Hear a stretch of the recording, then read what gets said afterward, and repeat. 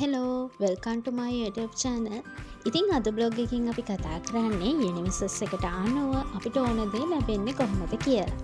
ඉතින් වීඩියෝ එකට යන්න කලින් ඔයාලා මගේ channel එක subscribe කරලා නැත්නම් subscribe කරලා bell එකනත් click කරන්න.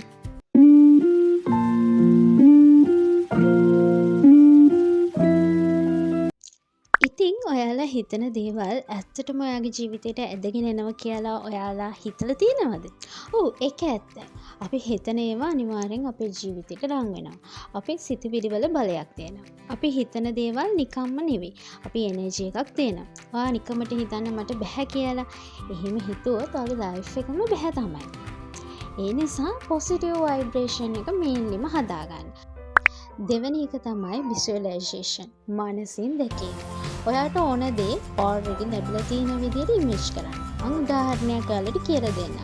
මම success කියලා දිනපතා හිතන්න. එතකොට ඔයාගේ ජීවිතය අනිවාර්යයෙන්ම success වෙනවා.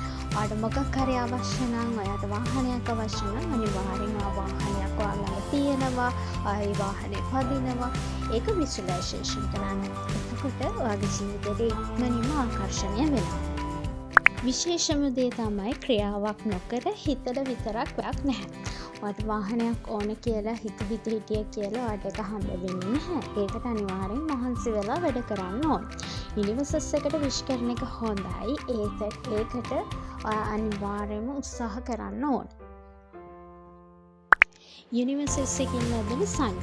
සමහර වෙලාවට ඔයාලට small opportunities එනවා. ඒවා ඔයා ගණන් ගන්නේ නැතුව මේවා වැඩක් නෑ කියලා chance එක මිස් කරගන්න එපා. අනිවාර්යෙන් මේ chance එක ලබා ගන්න.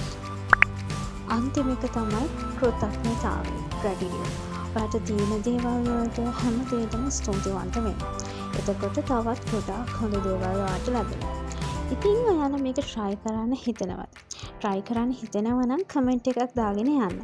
තවත් මේ වගේ වීඩියෝ බලන්න මාව follow කරන්න. අනිවාර්යයෙන්ම මාව subscribe කරන්න. යාළුවන්ට බලන්න මේක share කරන්න. එහෙනම් ඔයාලට සුබ දවසක්. මම ගිහින් එන්නම්. bye.